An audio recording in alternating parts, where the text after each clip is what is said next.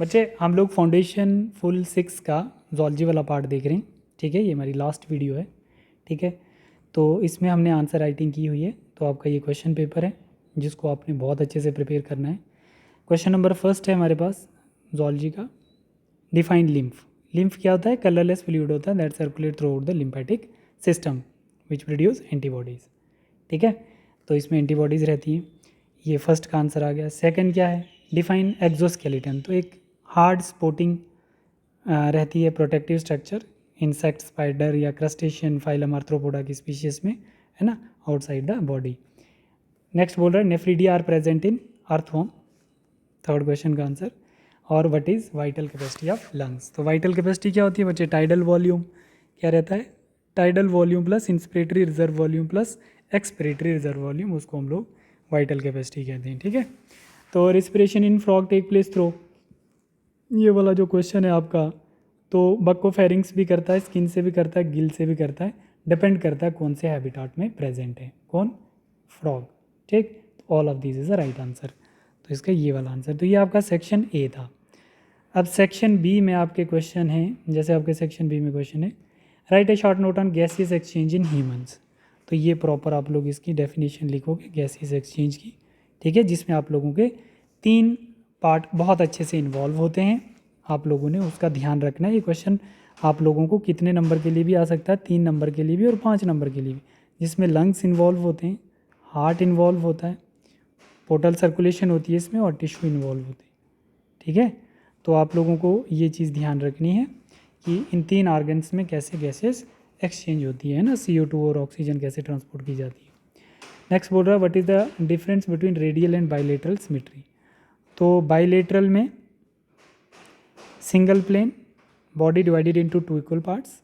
Radial में multiple planes, organism divided into 2 equal parts.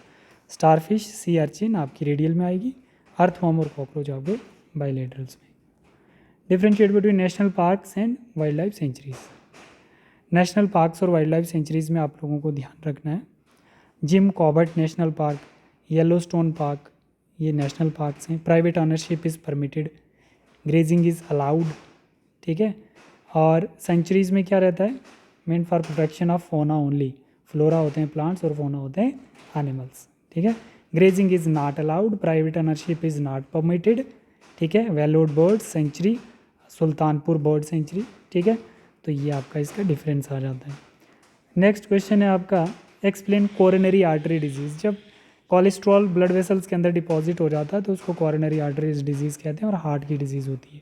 Disease that develop as a result of प्लेग्यूलिपिड्स build up in the coronaries arteries, it is known as atherosclerosis. It is a result blockage. Coronary artery disease is caused by the build-up of cholesterol, fat and fibrous structure in the arteries, ठीक है।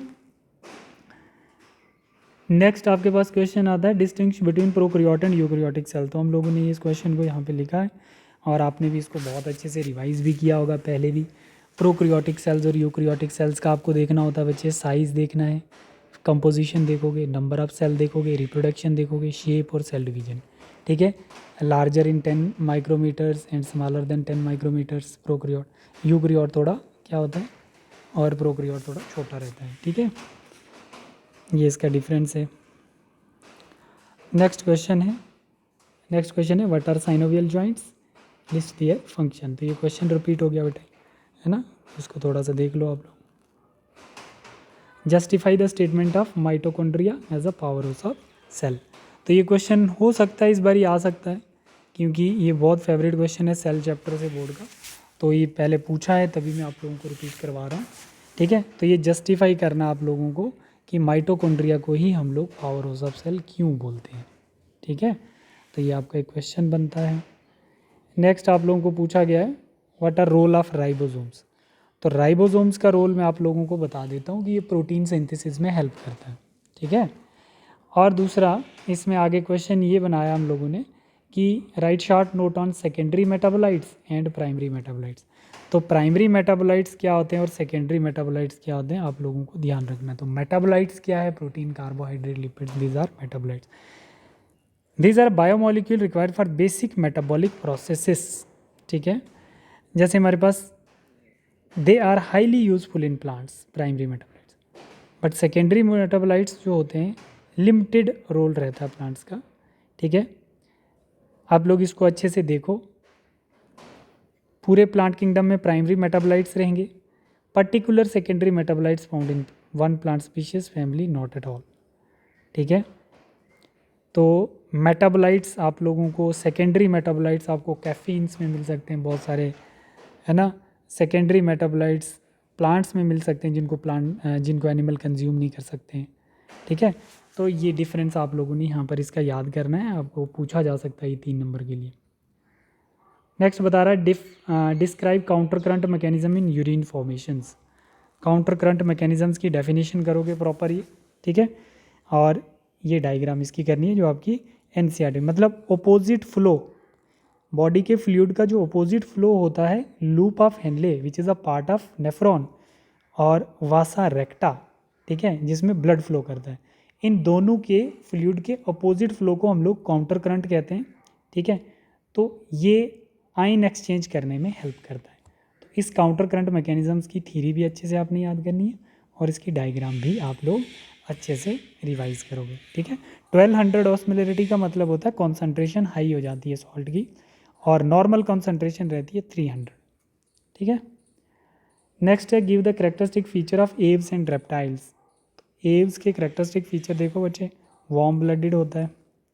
ठीक है, wading and swimmings, grasping, epidermal scales, ये सब रहते हैं। Example क्या आ जाएगी, बर्ड्स आ जाएगी एव्स में। रेप्टाइल्स में, रेप्टाइल्स जो होता है कैसा, कूल ब्लडेड होता है ना, पाइकिलियोथर्मल जिसको बोलते हैं। और इसकी एग्जांपल क्या आ जाएगी बेटा, इसकी एग्जांपल आएगी आपकी, इसकी एग्जांपल आएगी लेजर्ड, स्नेक, टर्टल एंड टोरोटाइज। ठीक है, इसी में हम लोग लॉन्ग आंसर में देखते हैं बच्चे, जैसे लॉन्ग आंसर का आ जाता है आपका describe the human excretory system with well labelled diagrams. Human excretory system with well labelled diagrams. ठीक है, तो ये इसका आंसर है। ठीक है, ये इसकी डायग्राम आ गई। नेक्स्ट क्वेश्चन हमारे पास आता है, ये बॉटनी का क्वेश्चन है। ठीक है, इसको मैं अलग से आपको बता रहा हूँ। Bentham and Hooker system classification एक मेरी तरफ से एक चॉइस है कि आपको करना है। ठीक है, आया ना आया, बट आपको थोड़ा सा इसकी क्लासिफिकेशन याद करनी है। ठीक है, ये वाला क्वेश्चन मैं अपनी मर्जी से एक्स्ट्रा ऐड कर रहा हूँ। ठीक है, ये आपको करना है एक क्वेश्चन। बाकी ये what is meiosis with the help of systemic diagrams explain the stages of meiosis, ये प्रॉपर इतना करना है, इसकी स्टेजेस पूरी याद करनी है आपने। ठीक है, सारी स्टेजेस रिवाइज करोगे आप लोग। ये आ गया आपका right on the various merits and demerits of Bentham and Hooker system of classification in plants. ये मेरिट्स और डीमेरिट्स और इसका ये वाली क्लासिफिकेशन करनी है। लगता है कि ये क्वेश्चन आने के चांसेस बनते हैं पेपर। ठीक है, तो ये बॉटनी के लिए है क्वेश्चन। ये लास्ट क्वेश्चन जो है मैंने लिखा हुआ पेपर पे बॉटनी, बट ये क्वेश्चन आपको करना ही करना है बॉटनी के पॉइंट ऑफ व्यू से। ठीक है, ठीक है बच्चे, this is all about your 6 paper of class 11th biology. ठीक है, तो इसमें से ही पेपर आने के बहुत ज़्यादा चांसेस हैं, आप लोग इसको अच्छे से रिवाइज करें। थैंक यू बेटा।